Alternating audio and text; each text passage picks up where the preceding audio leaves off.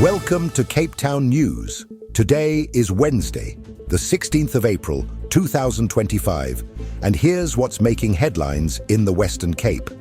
Premier Winde urges SAPS to conclude George building collapse investigation swiftly. Cape Town's budget backlash.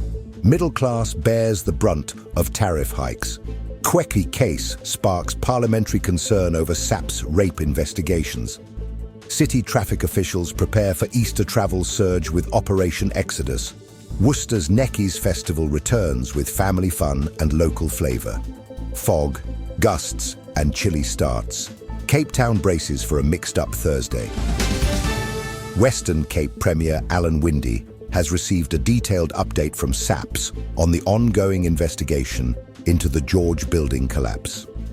At a meeting with Provincial Police Commissioner Lieutenant General Thembisile Patekile and lead investigator Captain Johan de Lange, it was revealed that the investigation is now 65% complete.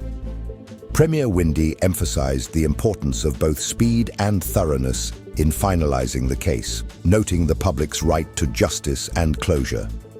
"We cannot allow this matter to be tried in the media," he stated, "as this will not provide real answers to the survivors or the families who lost loved ones." The Western Cape government had previously launched its own independent engineering investigation into the disaster. While its findings were shared with SAPS in January, they have not been released publicly to avoid compromising the criminal probe. Winde has also committed to writing to other relevant stakeholders to request an acceleration of their investigative efforts.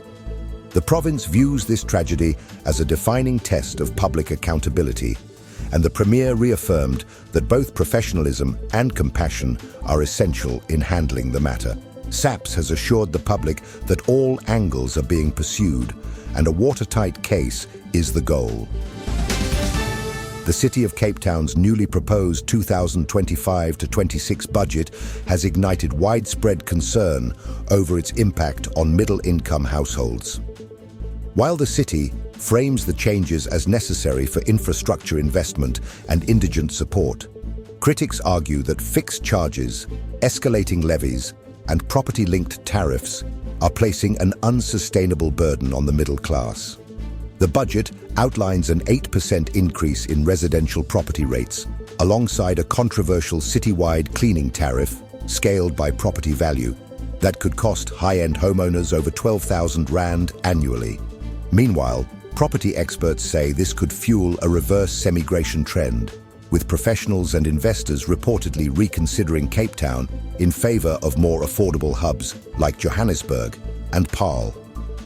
While Cape Town remains a magnet for lifestyle seekers, concerns are mounting over rising costs, regulatory battles with NERSA, and heavy reliance on tourism and foreign investment. The city maintains that the budget is equitable and fair, but analysts warn that without meaningful cost-cutting or income growth in the local economy, Cape Town's financial strategy could prove risky in the long term.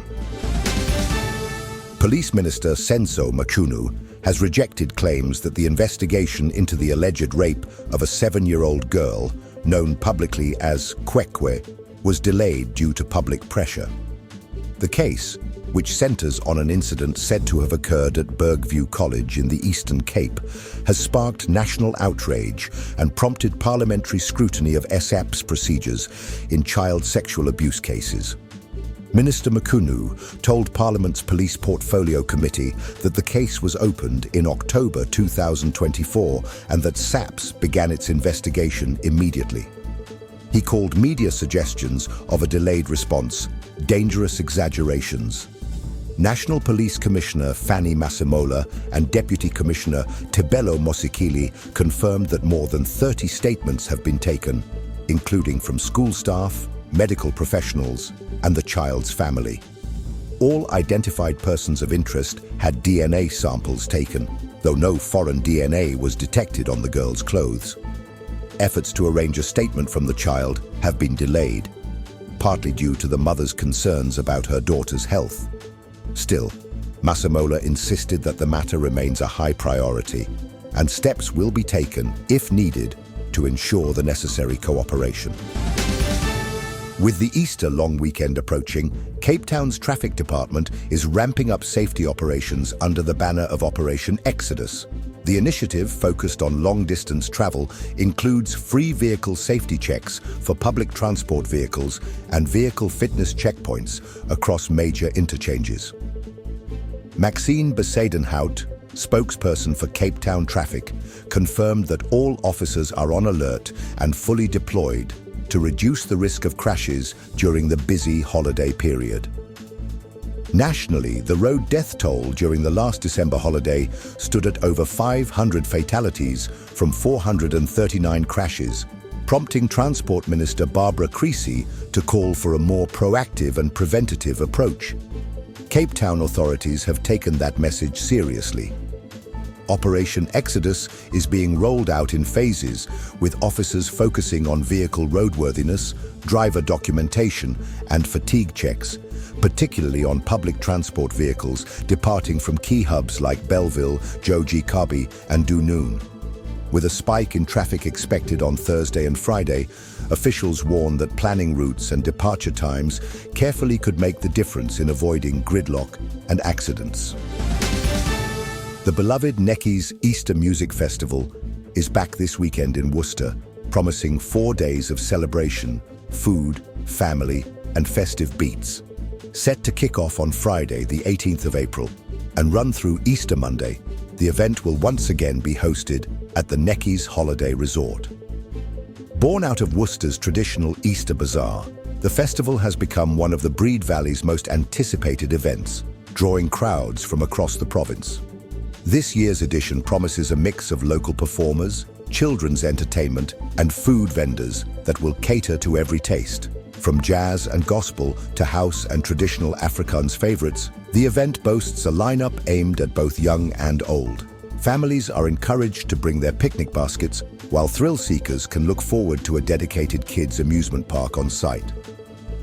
With ticket prices ranging from 20 Rand to 120 Rand, the festival remains one of the Western Cape's most accessible large-scale events. Whether you're looking to unwind with music under the stars or enjoy a day of family-friendly activities, Nekkies 2025 promises to deliver a memorable experience. Here is your money, commodities, and crypto updates. Starting with major currencies. The US dollar is trading at 19 Rand and 1 cent. The British pound stands at 25 Rand and 21 cents, and the euro will cost you 21 Rand and 57 cents. Moving to the commodities market, gold is priced at 2009 Rand and 11 cents per gram. Silver is trading at 19 Rand and 85 cents per gram. Platinum is valued at 595 Rand and 30 cents per gram. And Brent crude oil is trading at $64.57 per barrel. In the cryptocurrency market, Bitcoin is valued at 1,590,924 Rand and 84 cents. Ethereum is trading at 30,249 Rand and 32 cents. Ripple XRP is priced at 39 Rand and 66 cents. And Solana is trading at 2,428 Rand and 81 cents. Keep in mind that these figures are based on the latest available data and are subject to change due to market fluctuations. Cape Town will begin the day at 13 degrees Celsius, warming to a comfortable 21 degrees Celsius by early afternoon under partly cloudy skies. Stellenbosch will see temperatures ranging from 12 degrees Celsius to 22 degrees Celsius, while Paarl starts at a crisp 11 degrees Celsius, reaching a high of 23 degrees Celsius by midday. Winds will be light to moderate, blowing southeasterly at 20 to 25 kilometers per hour, strengthening slightly along the coast by late afternoon. Sunrise is expected at 7 a.m., with sunset at 6 p.m. 23. Coastal areas should prepare for ocean swells between 2.0 to 2.5 meters, particularly along the False Bay and Atlantic seaboard. Low tide is forecast for 7:29, followed by high tide at 13:52.